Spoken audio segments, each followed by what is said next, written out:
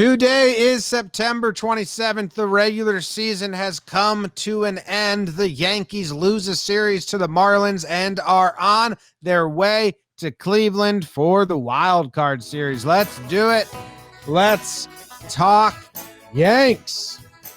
Talking Yanks with old Jomboy Jake. Recaps galore and weekly awards. Stat lines, steaming hot takes. Your Yankees news with these two fine dudes. It's time for Talking Yanks. Talking Yanks with old Jomboy Jake. Talking Yanks with old Jomboy Jake. Hello and welcome to Talkin' Yanks. Thank you very much for clicking play and hanging out with us for a little bit and hearing specifically what Bug Dude has to say. My name's Jimmy. I got Jake here. We got producer BBD here. Jake's coming to you from Roosevelt Studios South. I'm coming to you from Roosevelt Studios Mid-Atlantic headquarters. Roosevelt's, that's RSVLTS. We will be back in the Roosevelt Studios tomorrow. Quarantining has ended. I'm excited about that. The Yankees kind of end the regular season on a whimper, and we're hoping we get the whale starting Tuesday. Jake, how are you? I'm good, baby. I'm good, Big Daddy. Good to see you. Producer BBD, full-blown haircut podcast these days. Everyone getting it tight before the playoffs, not day of. We're not that kind of podcast. You want to get your hair cut about a week before, a couple days before, let it settle in so it looks a little better. And I'm good, man. I mean, we were excited for a crazy day of baseball. Unfortunately, the highlights don't go down as all-time craziness, which the National League had the door open for.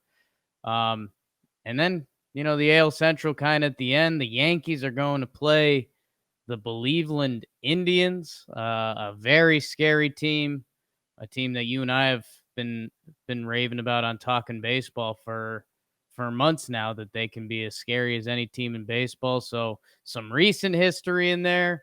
And yeah, I mean, the Yankees, the Yankees went out, not on their highest note, I guess you could say, and interested to see if they can, original Rush Hour movie, push the damn button.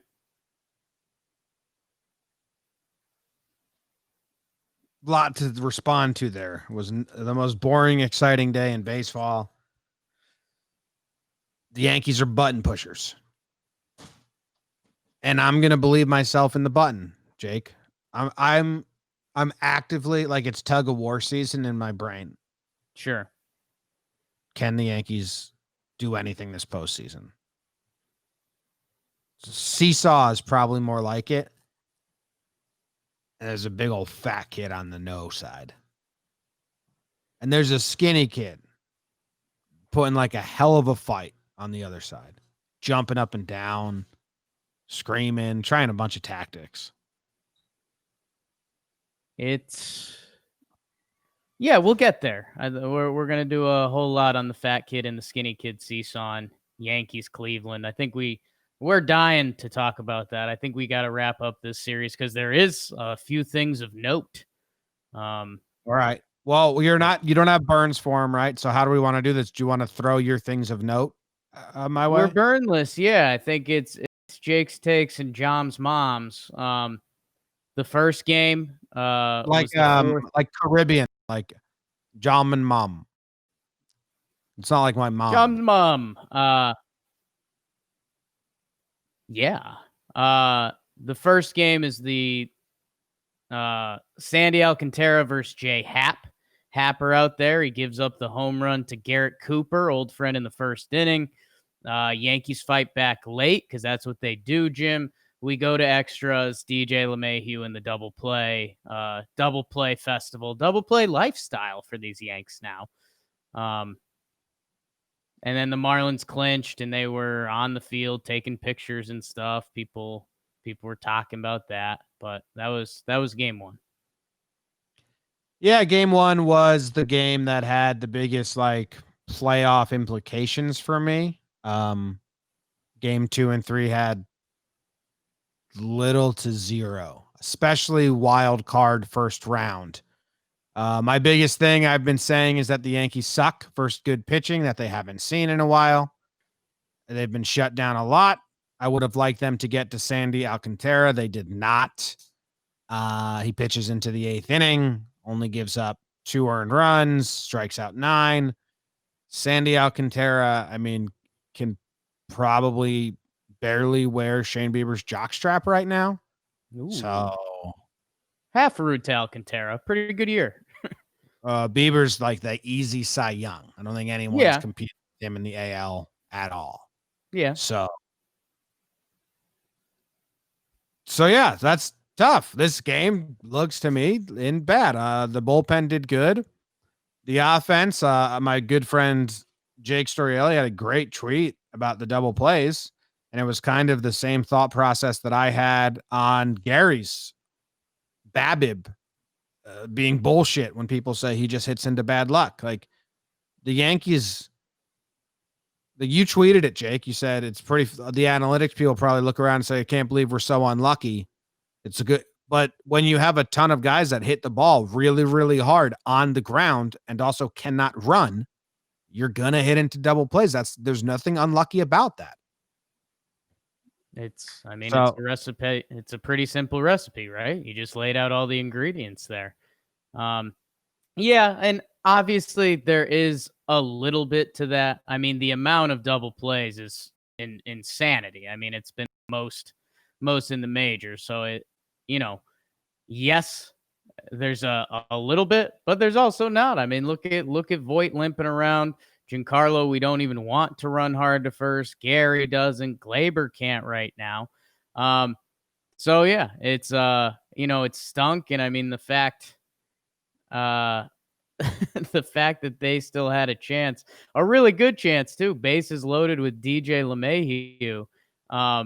If he does what he does 40% of the time, we're probably talking about a Yankees W in an ugly game, but he hits a chopper up the middle, throws over to first, blouses. Yeah, the other storyline from this game was the errors and the defense. Gio made a lot of dazzling plays. He made his first easy error of the season. Glaber threw a ball away at short. We've seen him make this error a couple times now where he tries to plant and throw and just misses the target. And then a catcher's interference by Gary, which is another theme that we've gotten this season with the new catching stance. So defense rather poor. And now this is also and it was also the Tom Paine game behind the plate. Tom Paine, yeah, yes, this was this one, and this was the rundown with Higgy, and then the Higgy pop up bunt. It was just like it was poor fundamentals, and the Yankees can't hit, good pitching, and poor fundamentals, and that was it.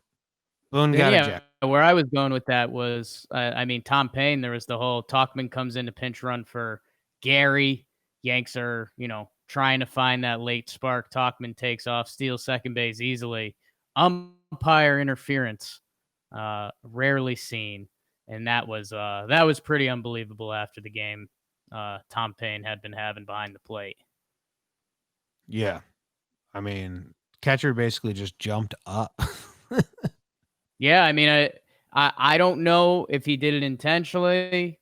I'll say this, like I'm sure he's been taught that if you have an umpire really leaning over you and a guy gets a good jump, you might as well go for it. Because the way Wallach threw to second, I've never seen a catcher throw somebody out on a baseball field that way. Yeah, no, he just jumped up because I mean, it's a good lesson for catchers that an ump is leaning on you. I mean, you could see it wasn't Nevin. It was it Bard? Who was it? It was someone that I wasn't Nevin. I think it was the first base coach. Who's the first base coach? First base coach lost his mind. Yeah. That's who it was. I'm trying to Reggie Willits. Bard? Reggie Willits. Yeah. Bard left, right? So, I mean, he lost his mind. Like, are you fucking kidding me? And Do you even all want the to talk Yankee about? all the Yankee beat writers made a note of that because I think Reggie's a guy that does not do that. Yeah. So that was of note.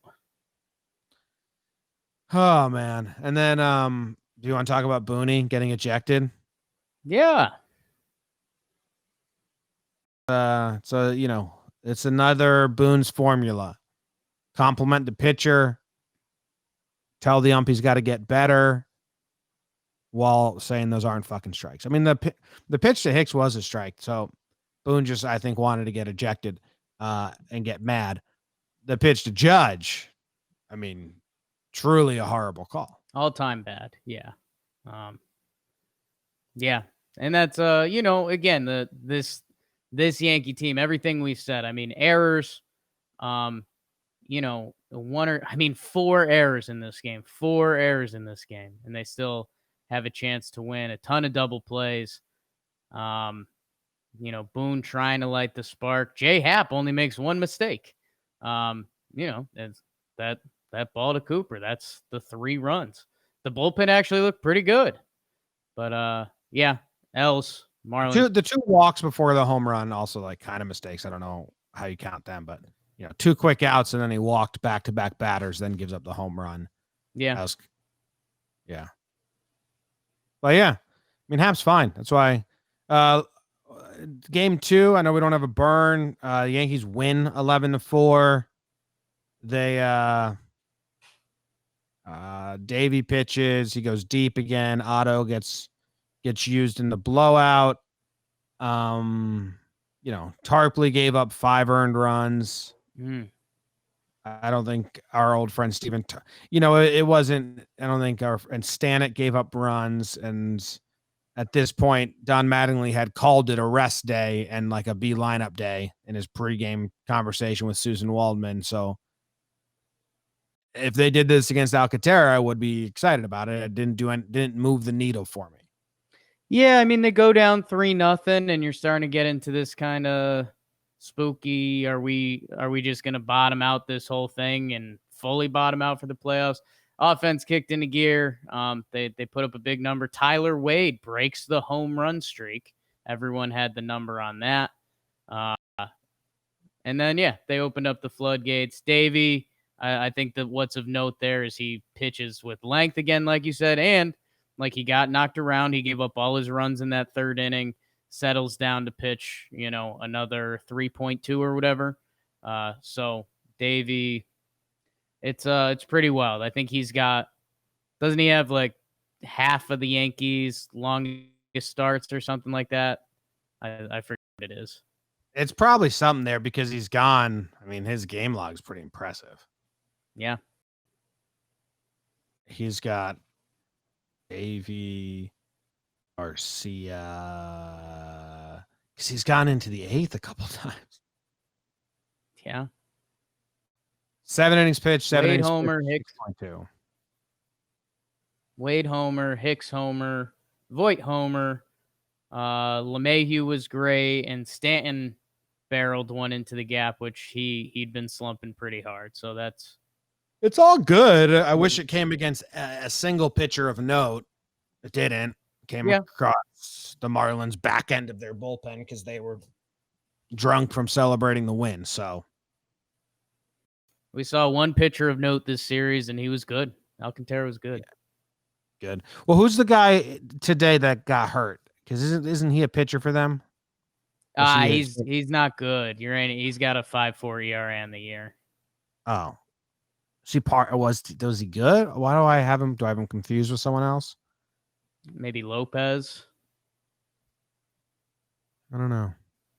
Pablo. No, I don't know who I'm thinking of then. Who's the pitcher that always hits Acuna? That's him. This guy. Oh, he's just not. So I just know him from that. So then I thought he's been around for a little bit. I thought he was good, but he's not good. Noted. Oh, yeah, he's not good. Stats are bad. They hurt him. Hope he's okay. All right. So anyway, then they lose. I mean, they lose game 3. Do you have anything? Do you have any talking points in any of them? I mean, it's Clark. Clark's kind of the story. He gets the start. He has the ugly 2nd inning. He does bounce back from that. Didn't look like he had his A stuff. Clark Schmidt gets a start. Who knows if we see him in a 5-game or if we get there. Otherwise, I don't know. Get excited for spring training next year. Yeah, I don't think we're gonna see him. Couple mistakes, otherwise a couple sharp. It's fine from a rookie pitcher. It's just really weird how they handled him this year. Really yeah, weird. it's gonna be funny looking back, man. And again, I was wondering if they had this roadmap lined up. And when we start talking 28-man roster and things like that, if they go to a 5-game set, I mean, there's a chance. I mean, if it comes down to a him or a Nick Nelson, Clark can give them more length. But it's bizarre because, Jim, it's what we've been saying on here.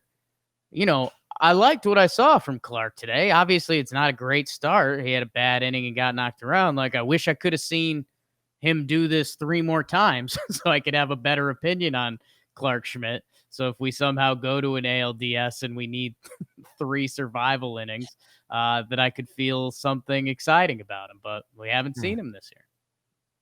Yeah, they used him oddly. I wish we would have seen him for the last 2 weeks. And, we saw a lot of Nick Nelson. I think Nick Nelson pitched 20 innings this season. Who the hell would have guessed that? Nick Nelson.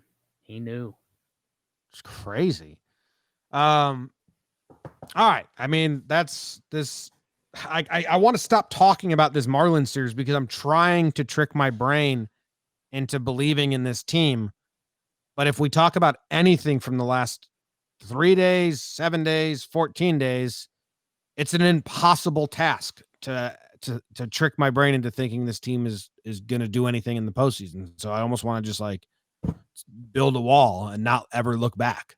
Let's build that wall, Daddy. Let's keep going. They're going to Cleveland. Yes, sir. They got to face Bieber in game 1. I'm guessing, is it Carrasco or Plesac? Have they announced who their game 2 starter is going to be?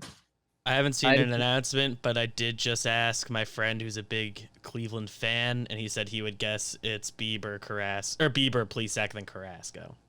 So I don't know. I want to say they had the rotation in that order too, and I mean Plesac, he became very popular because of another story, but I mean 2.28 ERA, he's been lights out all year. And hey, shout out to Cookies Carrasco, turned it on to a 2.91. So, yeah, I think Bieber Cole is obviously the headline. It's the story, and I don't know. The Indians' pitching is disgusting. That's kind of pretty well known around baseball. Their hitting has been pretty lackluster this year, but they do have names, and Jose Ramirez turned it on late. But, man, I just think both fan bases are eyeing this. And it sounds like a dumb Magic Johnson tweet. I tweeted it out. But, I mean, Cole and Bieber, these are both these teams' guys. And I think whoever takes game 1, that's going to be a shock. Like the $300 million man who was supposed to be the different part of this Yankees team versus the guy who's walking away with the AL Cy Young this year.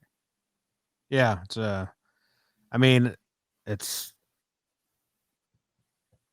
it's crazy. It's crazy. It's scary. Bieber's so fucking good. Has Bieber had any postseason starts? They did say Matt Fry in the chat says Carrasco's getting the 2, that the Indians announced that. Maybe that's nice. He's been really good of late as well.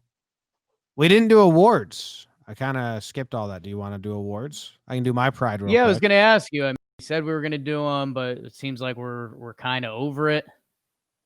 I am kind of over the regular season because it's a bummer. They finished second barely. But pride of the Yankees. Pride of the Yankees. Pride of the Yankees. Yeah. My pride of the Yankees is DJ LeMahieu. Yep. Easy grab for me. He wins the batting title. He's now the only player to ever win the AL batting title and the NL batting title. He won the NL previously. He has a 500 batting average in these 3 games. He's the best ever. And his quotes afterwards are him saying that he wants to come back and he likes it here. So off the field, on the field, for just this series, for the whole season, there's a lot of different boxes checked there for DJ. Easy pride. Yeah, and the quote today is as good as it gets from a player. I want to be here. You love that. We talked a little bit with Brian Hoke about some of the offseason stuff. We'll get there when we get there. It might be a really weird offseason for the Yankees, but we'll see. Yeah, and he's been insane, man. He ran away with the batting title. I think they said he's the fourth or fifth Yankee ever to win like the all-around batting title, like AL and NL. Short year, weird year. DJ's been awesome. Awesome. Who's your pride, Jake? Awesome Blossom. Almost had it. Coming Shooting out my nose. Let's see. Give it dab. Yeah, you know what? I like Davey a lot. It's not great. I think I'm gonna go with almost a year thing, and he hit another homer too, and it's Luke Voit for me. Also just being in the lineup and playing, which is a huge factor. But they're the first teammates ever to batting title home run champs since Hank Aaron and somebody else.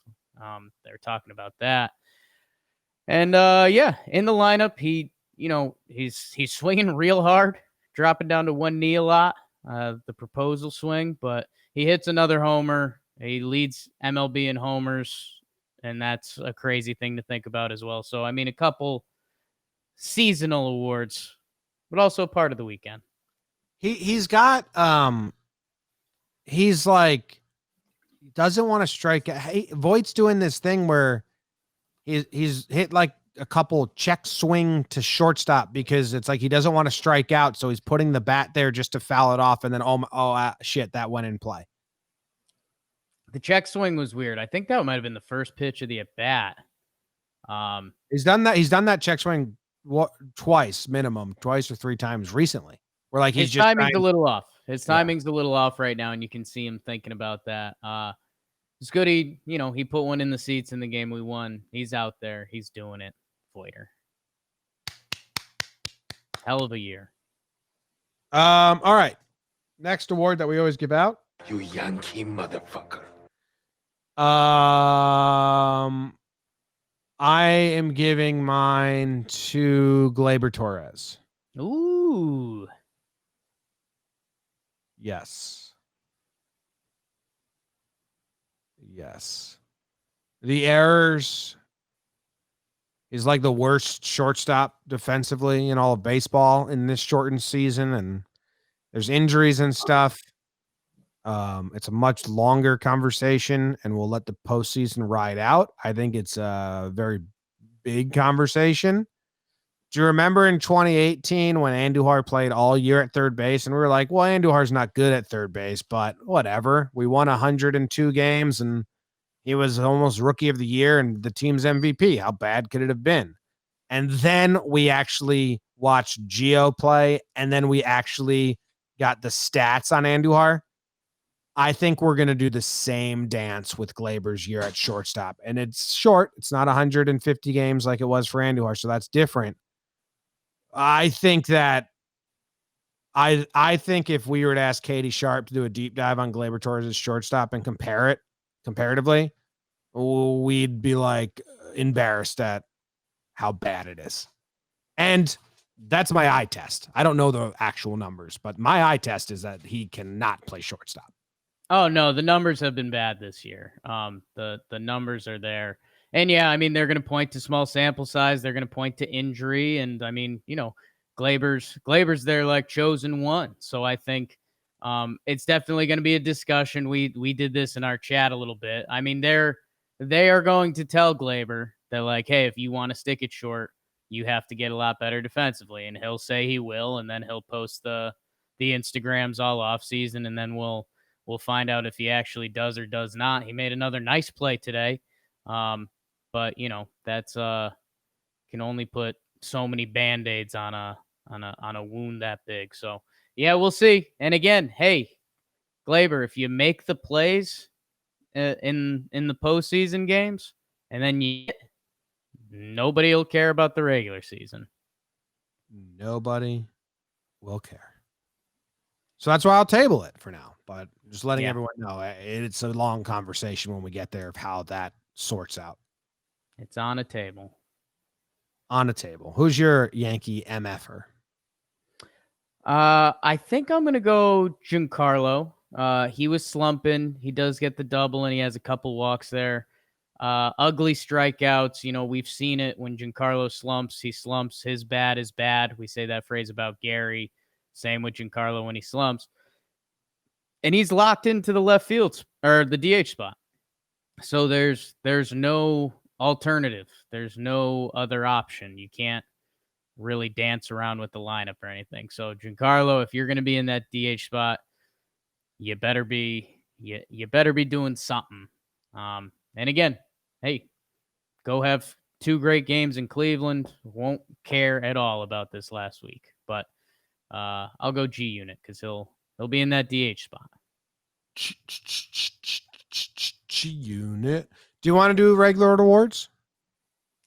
I think we gotta get going. We gotta get going. It's on our mind. All right. What do you want to talk about? What do you want to talk about? You win the call game. Sure. Tank in the postseason. Yep. I still can talk myself into this Yankee team being very good in a 3-game set when Chad, Britton, Chapman are available 2 games in a row, and Cole and Tanaka are your starters. I can do that, especially against a weak hitting team like the Indians. Now they got J-Ram, they got Jose Ramirez, who's going off right now. He's almost like pitch around that dude. Lindor's struggling. I think he's got a 500 OPS in his last 2 weeks. Framil Reyes is struggling.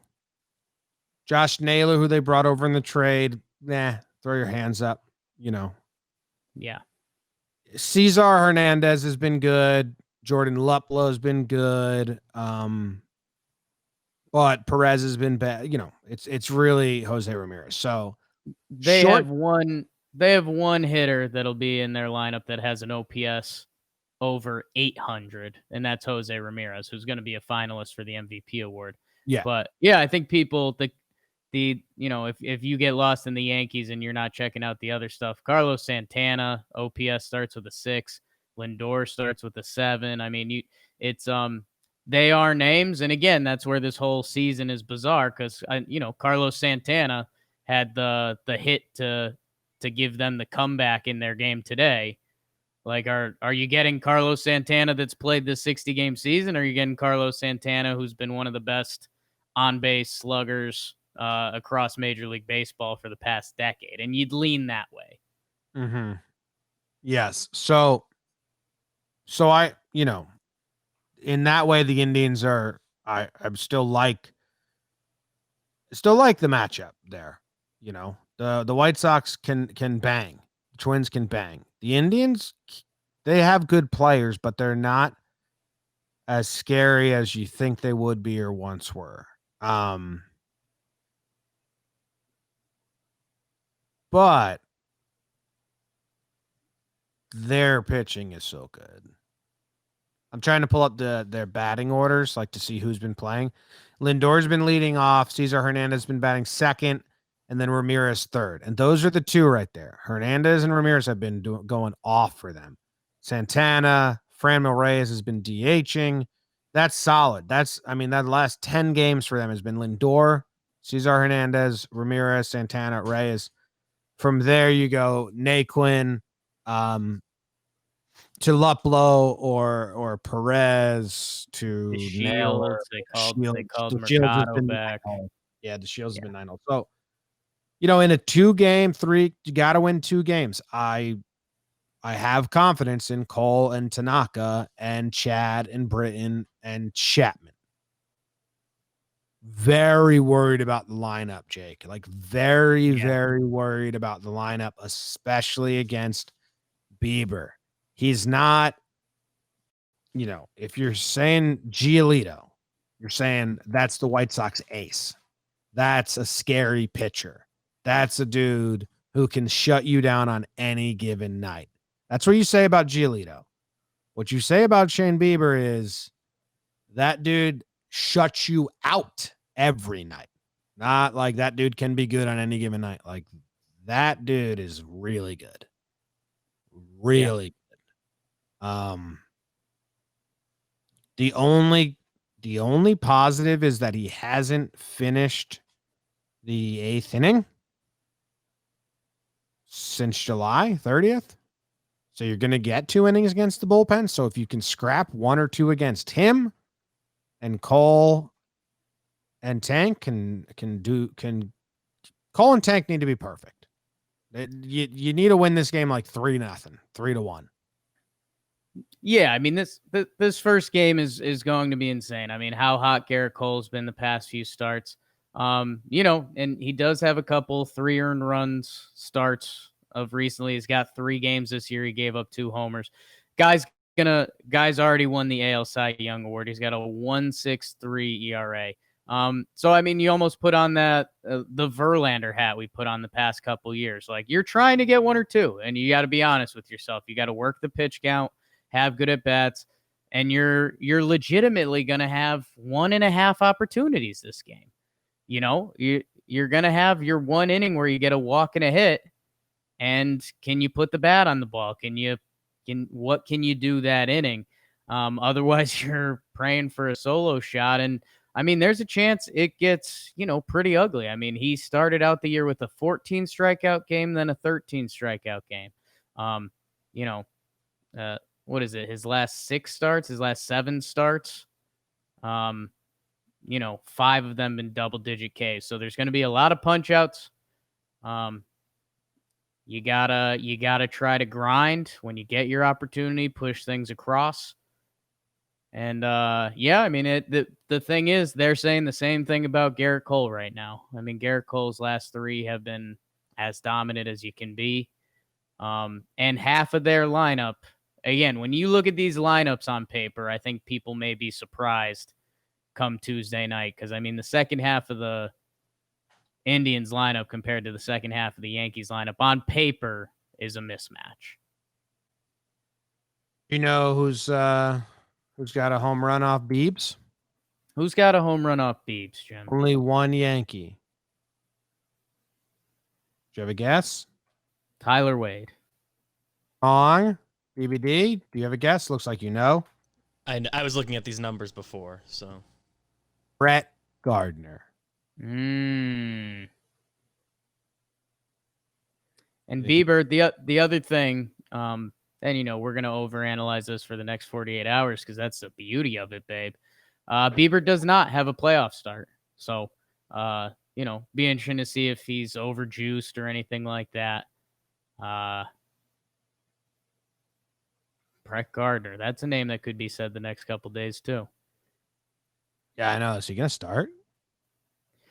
I don't know. BBD came in kind of confident with that pregame, and I respect the hell out of it. And I've been saying on this very podcast for a couple weeks now, Brett Gardner's getting hot. Clint Frazier, you better be careful because, we had that whole, he was so proud to be a part of this team, and, get that starting job. Man, Gardy has been real hot. Clint's in a little bit of a skid. I don't know, man.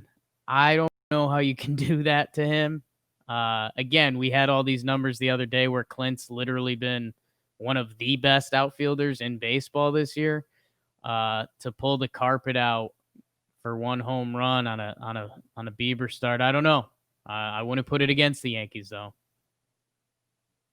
Yeah, I wouldn't put it against them to have defense be a major priority. But Clint's been fine, so that's fine. Oh, and it's a revenge game for Clint, dude. Oh yeah, how about that? So I don't know, man. I mean, the lineup just goes dead. Like we're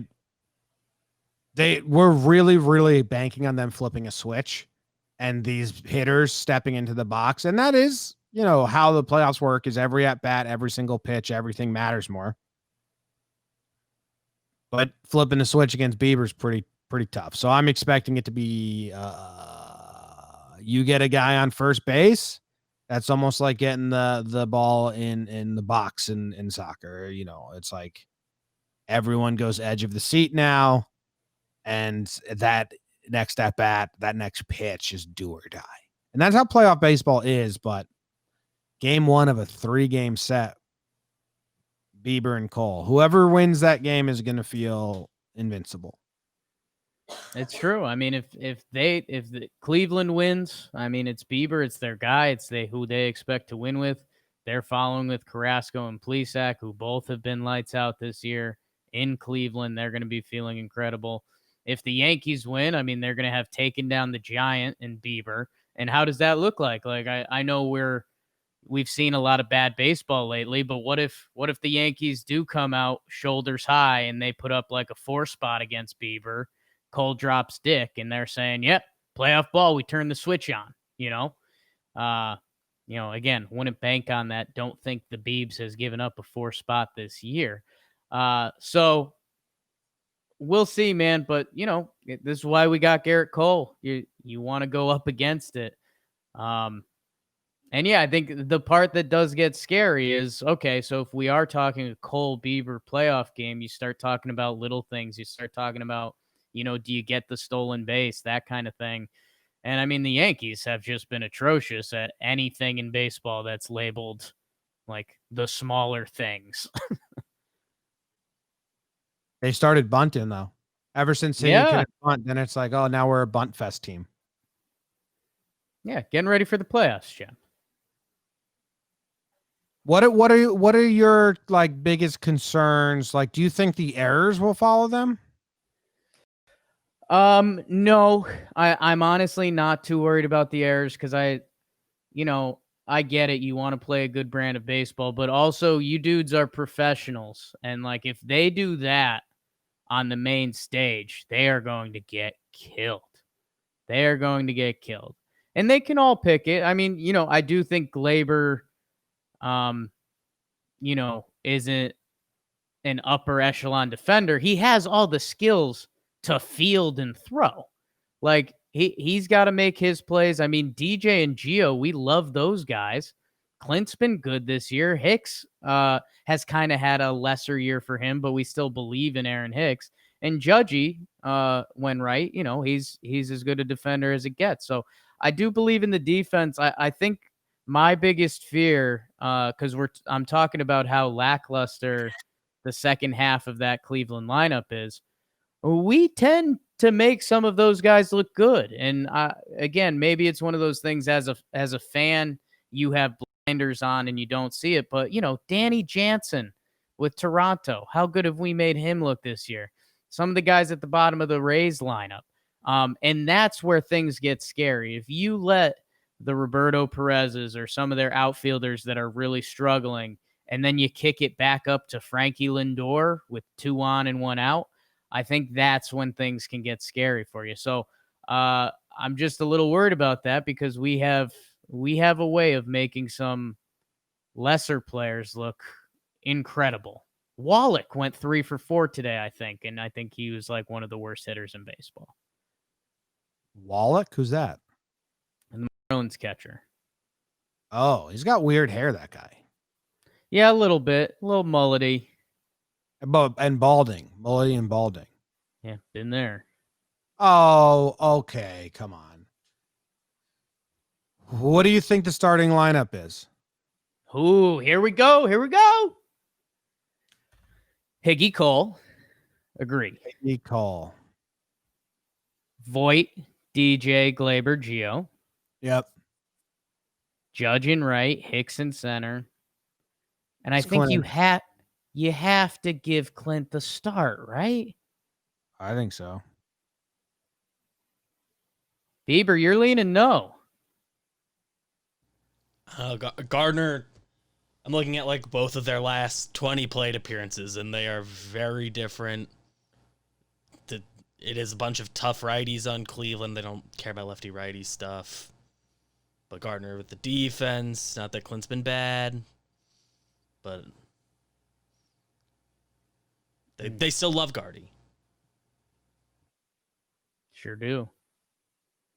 I think they're gonna start Gardner. Yeah.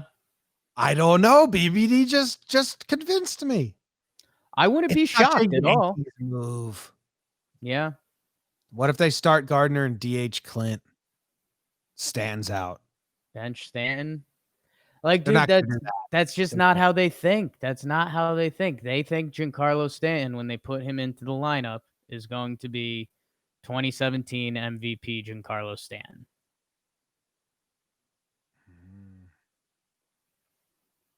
I'm so confused by it. I mean, remember when this is a throwback, but the start of Talkin' Yanks was Ellsbury or Hicks, who's going to be the starting center fielder, and everything leaned Ellsbury, right? He raked that final month. He raked the final month, and we were like, I think they're going to do Ellsbury. And Hicks started in center every game, basically, because they valued his defense and his on base so much. And I'm not the only parallel I'm drawing is that you and I thought we had what they were going to do, and we were way wrong. Yeah, like we thought they'd at least give Ellsbury a shot, and they didn't. Yeah, we thought it was going to be, platoon or. I will say this, because we do know the Yankees, they make their decisions a lot with the numbers. Lefties do have worse numbers off of Bieber. Righties have a 565 OPS, and lefties have a 417 OPS. So, might put that in the point Clint column. I don't know, Jake. Everything else is locked up, though. Right? Yeah. And then the other thing is Chad Britton, Chapman. I was going to say, I mean, you have Gardner's defense and running for late in the game.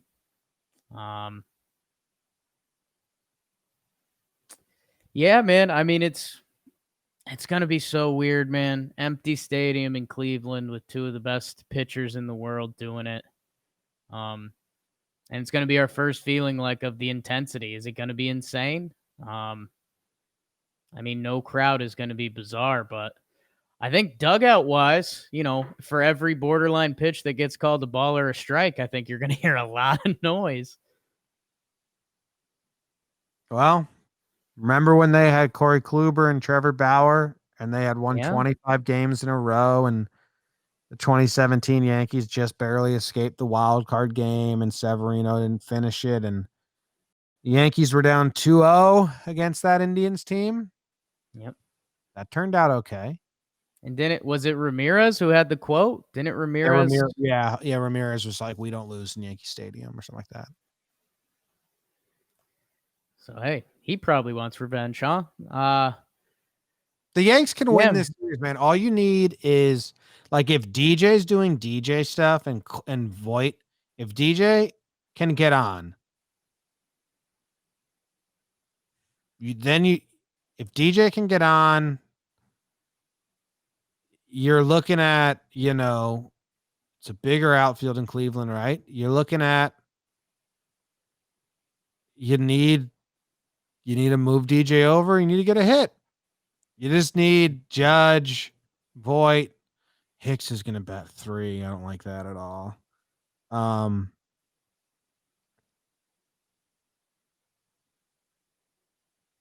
You need DJ to be on. You want to go down a list of faith or no faith? Ooh. Before we do our faith or no faith list, favorite segment of the show, that DJ at bat, you referenced it at first, and then we've been talking about it for a little bit. Man, if he gets on versus Bieber, unfortunately, what you just said, I think the Yankees don't think that way, and I think it's more like hey, we're going to have a couple swings with either Judge, Stanton, Voit, Judge, Voit, Stanton to make this a 2-0 game early and like totally try to pop the balloon. That DJ at bat, I do think is oddly important. Yeah. No, it is. Like, you can't have. Remember when Glass now had DJ looking like Tyler Wade? Yeah. Like, if Bieber does that to DJ, the message sent across the bow there is like, fuck, strap in. So you Yeah. need DJ to have a competent at bat. Like, even if DJ gets out, but he sees like 7 pitches, all right, cool, good start. That's playoff baseball. That's playoff baseball. God damn, I'm getting scared. Erica says, Jim, your dislike of Hicks always confuses me. Yeah, he's just not a 3-hole hitter. 3-hole hitters are supposed to drive in. If DJ gets on base, a 3-hole hitter is supposed to drive him in. Hicks is fantastic at drawing walks, which is not the trade. You know, if Hicks hit anywhere from 6, 7, 8, 9, I'd be through the roof with DJ, with Hicks and what he brings to the plate. But he's not a 3-hole hitter. You think they're going to 3-hole him? Yes. I don't know. They change the lineup every damn day. Yeah, I don't know. I don't think they are. A lot of people think we hate Hicks. I just hate he's just not a 3-hole hitter. I've apologized a couple times on Hicks because it is too tough. I mean, again, where his end of year stats landed for this antiquated season. Whoa, Jake. Like they're exactly like kind of where I think Aaron Hicks is. Like I think his OPS, depending how his final at bats went, starts with an 8. Like a switch hitting center fielder with an OPS in the 8s. I mean, that's a really good baseball player. So, you know, I think we've admitted a couple times when if he goes in a kind of a slumpy area, it can be tough to watch too because he's still taking a lot of pitches and there's no results. But I've loved Hicks. He looks right now. Like I know we're gonna get into our faith or no faith. Right now, I have faith in Hicks. Yeah, it depends on what you have faith in him doing. I mean, Hicks never slugs 500. He's ever had a slugging that started with a 5? Like he's the 3-hole hitter is a guy that's supposed to be able to drive in runs. Right. That's just not his skill set, and it should not be a knock on him. But the Yankees constantly put him in a position where I want runs to be driven in, and he doesn't do that. It's like a walk in the 3-hole doesn't feel as good as a walk in the 6-hole. Or 7, 8, or 9. Like a walk in the 3-hole feels like, but I wanted to hit and drive that guy in. It's kind of, I would also spin it to Jake's theory of do what the opponent doesn't want to see. The opponent doesn't want to see Aaron Judge. They don't want to see Luke Voit. When the opponent sees Aaron Hicks, they feel better than when they see those other guys. Aaron Hicks, yeah, his highest slugging is 467 on this season. Yeah, he's never had a slugging with a 5. So it's not 3-hole hitter. So I don't hate Hicks. I'd like him better deeper in the order. Yeah. I think it's fair. All right, faith or worry. So we'll do that because no faith is too harsh, and we're a bunch of pansies. We won't be that harsh. DJ, faith. Faith. Judge, worry. I'm worried. I wanted to see a home run. He didn't get it. Yeah. Voit, faith. I'm worried. Why is that? Just because he struggled lately? Yeah, his recent at bats look like a guy that knows he won the home run crown, and he's thinking about that a little bit. You know, he looks like he's trying to do a little too much, like he's taken on this team leadership role of, you know, being the guy that gets the quotes in the media and all that stuff. You know, and when these Yankees have been sucking, I think he's been feeling that burden a little more. So I'm just a little worried. Like if you know, it's the 4th inning and the Yankees have 1 walk, you know, I think Voigt's trying to almost do too much when it's like, dude, you've you've been perfect. Yeah. I mean, his stats of late are still good. I don't know. I don't have today's, but last 12 games, 1 OPS, 314 batting average. Last 4 games, 353, 918 OPS. So like even when he's looked a little different at the plate, he's still producing a lot. It's been against a lot of the slop guys that you've been mentioning, but It's true. He did get Giles 100 miles. injured. I have faith in Voit. Okay. Stanton worried. I have faith in Stanton. Interesting. Yeah. Why?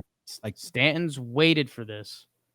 He goes through slumps. He's shown that. But he barreled up a ball. I think Stanton's wanted this for a while now. I have faith in Stanton. Okay. I mean, that's super, super interesting to me. He's gotten 3 hits. I'm not a big 7 if games. you're hot or not. I mean, I'm more like what's going on in these 2 games. They can also erase everything, you know? Yeah, but okay. So it's just you just have storyline faith. I have faith in them. Okay. No, I don't have faith in Stan. Hicks. I have faith in Hicks to do what he does. Faith in Hicks to be Hicks, absolutely. Glaber, no faith. Or worry, whatever. No faith. Whatever it is. Worried. Yeah. Let's see it, big dog. You can erase your season instantly too, Glaber. Yeah, pretty worried with Glaber. Gio, I have faith in Gio. To change some innings defensively and then contribute with the bat.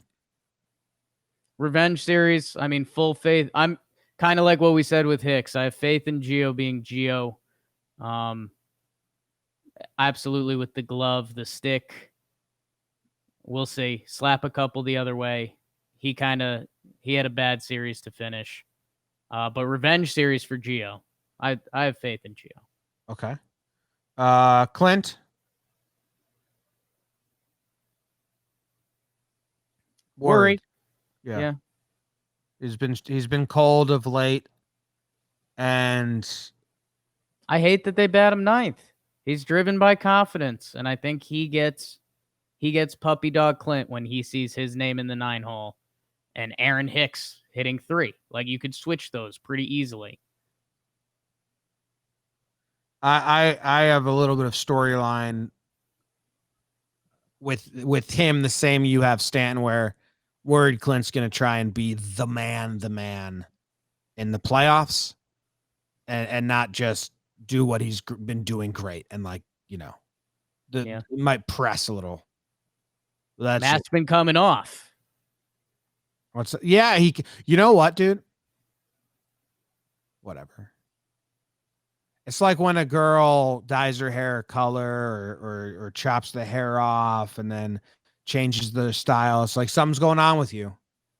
Something's going on. He's trying to break up the slump. Searching for something. He's trying to break up the slump. Need Clinton to tell his mask that his mask doesn't dictate the play. Firm talk with the mask. You don't control me. I control you. Mask. Have faith in the mask. Have faith. Got you where you are. No, I it's not like I have more faith in Clint than I do some of these other guys. It's just I feel like he might press. Is that it? Cole, faith. I mean, if you don't have faith in Cole, you're crazy and you're really just being negative as possible. Gary. Oh, Gary. Oh, no. Yeah. No. I actually am very, very scared about a Gary pass ball or runner advancing. Might not have a game 1. It won't happen game 1. But that moment with the national audience and that it will be bad. So very worried there. Yeah. Yeah. And that's, again, faith or no faith. just ties into how weird this year is, man. It's kind of been nuts. Like we said with the Voit storyline, like we should be at almost like a third of the way through the season being like, can Voit keep this pace up? He's gonna have an all-time great year if he does. And then we should be saying, like, I think Glaber's making the turn right now. I hope he figures it out the rest of the way. Instead, we're going into a 3-game playoff set with 2 of the aces on the bump. And that's where, again, that Jakey optimism cup keeps banging into my head, because it's like, you know what? If Glaber plays a clean shortstop and hits 2 home runs on Tuesday, all's forgotten. If Gary in game 2, hits a nice 3-run home run, I can forget almost all the swing and misses from this year. And it's messing with my head movies. My head movies are they don't know what they are. Yeah. Trying my best to convince myself that they can win a 3-game series, Jake. Easy. I don't need to try to convince myself that. But I'm very worried about the bats. Like, you have to hope that they can turn it on. And you have to hope that it is a brand new season, because if this wasn't a playoff series, right? Right. If this was the last series going into the playoffs, and it was, if they win, they make it to the playoffs. If they lose, they get eliminated. None of what we're saying would attribute. We would be like, they're done. We're hoping that they jump from regular season to postseason, and then we're hoping that the atmosphere, the difference in that, the button does get pushed. Where if this was just another big regular season, we'd be like, well, the momentum's terrible. We're hoping the momentum gets cut in the half. That's the only caveat I would add to that. I mean, in your scenario there, it was still like a do or die scenario where like, now's the time. This is it. Either do or die. I think the comparison I would use is like, if this was, the 60th game of the season and the Yankees were going to play the Cleveland Indians and it was Bieber, Carrasco, Plesac, we'd be like, holy smokes, this could be a tough watch. But hey, they've put this on themselves. And that's kind of what I've been trying to say, is like, hey, they've wanted this. They've been saying that they're going to turn it on. They've been saying, that they have that switch and they can go hit it. So go do it and go believe in that and go beat Bieber and then feel like kings of the world. Yeah. Do it. Someone asked if we have faith in Higgy. I mean, I have faith in Higgy to go 0 for 4 and catch Cole nicely. He'll catch. Hoping for 3-2 counts for Higgy. Does he hit really well in 3-2 counts? No, you just hope he gets pitches. Oh yeah, just don't go down easy. Yeah. Hey, I mean, if Higgy goes 1 for 4, it's fantastic. Yeah. Be a hero, Higgy. Yeah, bomb one up here. Yeah. It's the playoffs, right? Yeah. Hey, tomorrow's episode, we need you guys to call in. BBD, what's the voicemail number? Yes. 908-845-5792.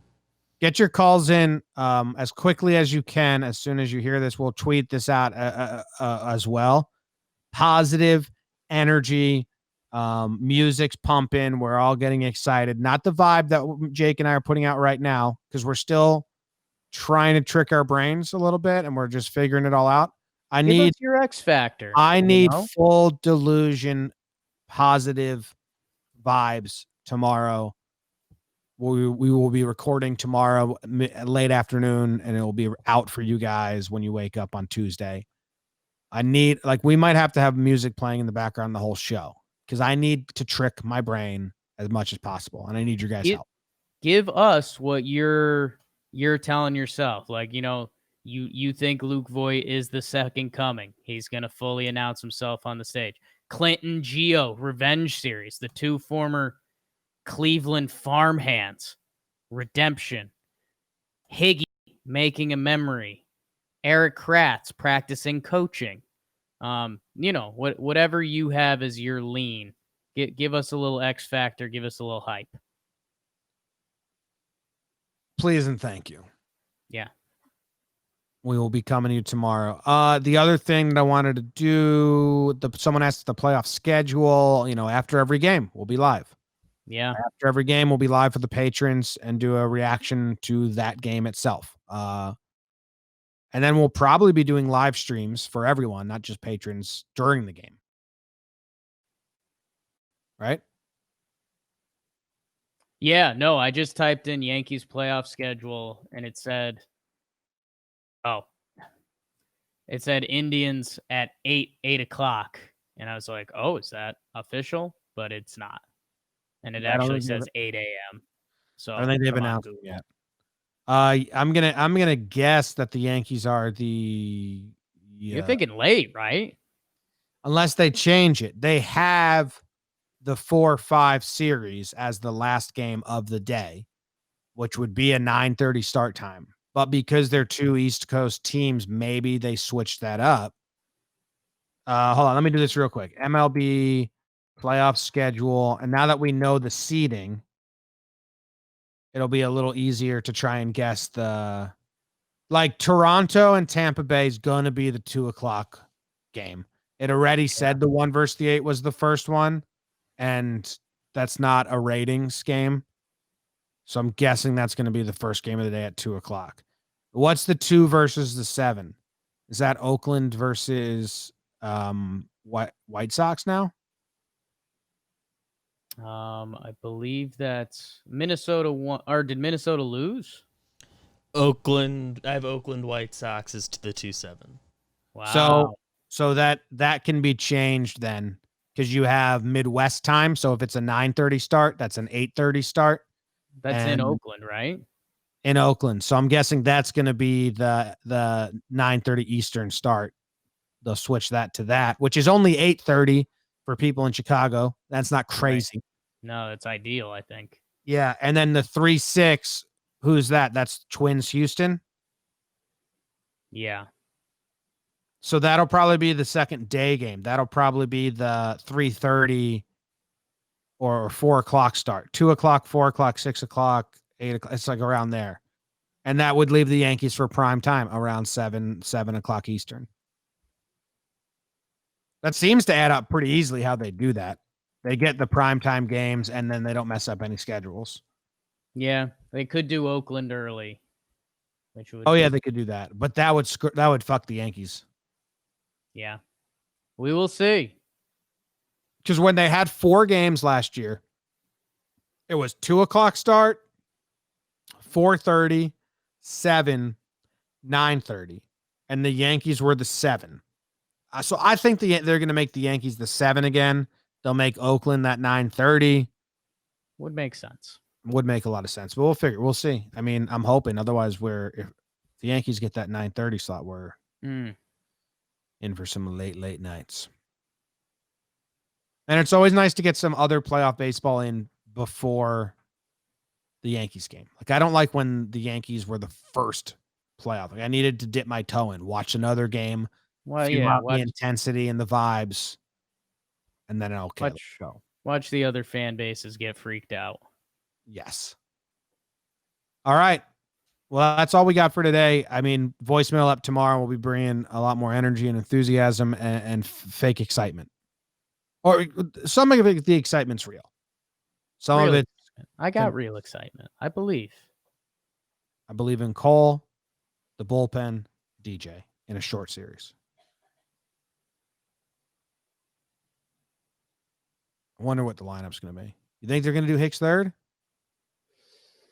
Like, I genuinely need to think about it. And the Yankees probably don't know, if we're being completely honest. Which is something that I don't think is good.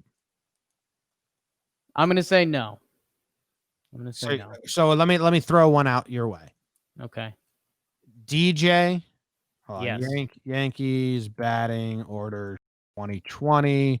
Let me see what they've been doing lately. We'll go DJ's leading off guaranteed. Judge will bat second. Yeah. So then 3-hole. Voit hasn't batted 3-hole since Judge and Stanton have been back at all. Yeah, I know. I'd put Voit 3-hole. I would too. It seems like they're not going to. It could be that secret Bush button they've been waiting to push, but I'm not going to get excited for it. So then I would guess Stanton 3, Voit 4. What were you leaning about, Biebers? I was just thinking, I mean, just the fact that it hasn't happened much, I don't think means it's off the table for the Yankees, because nothing with the lineup seems That to might be based mean on it's what more they've on been the doing table. before. Yeah. Well, what would you do then? I would do Voit 3, then Stanton 4, then I'd do Hicks 5, Clint 6, Gio 7, Gary or Higgy. Higgy. Well, then who am I missing? Did you do Glaber? Glaber. Are we doing what we would want or what they're going to do? I was doing what I would want, which I can't even figure out really because I don't know where to put Hicks. Yeah. But I would go DJ, Judge, Voit, Stanton, then maybe Hicks, Clint, Gio, Glaber, Higgy. I think that's what I'd do. I could go multiple ways. I don't think that's what the Yankees will do at all. Yeah, you could shuffle up that bottom a lot. And I'm pretty sure that they're showing they're going to put Clint 9-hole. I could see Hicks being 3. I would, if I had to bet money, that's probably what I'd bet money on. Clint's been 7-hole more than 9-hole in the last week. But that's I'm just going by their death lineup days. Every quote unquote death lineup, Clint's been 9. Not the game 2 versus Miami, but Wade was in there, so I guess that wasn't death lineup. Death lineup, bunch of bullshit. Yeah, when they go death lineup, it's Voit 4. It's when they go death lineup, it's DJ, Judge, Stanton, Voit, Glaber 5, Hicks 6, Gio, Gary, Clint. But it's going to be Higgy, so you go Clint 8, Higgy 9. Then if they do that, Glaber's.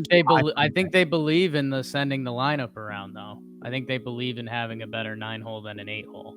That's the only thing that they can't. Higgy's got to be 9. But I know what you're saying. But Higgy, like Clint should be higher up. Glaber should be 8. Higgy should be 9. They won't do that. Think about it. We'll see. All right. Thank you guys very much for hanging out with us. We got a lot more to think about. Hopefully, we got a lot of episodes left. What's that? Let's go Yanks. Goodbye. Let's go.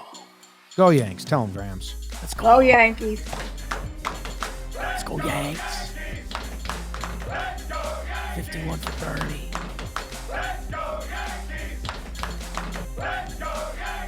Should I bring the Peloton into the office? Ride it in.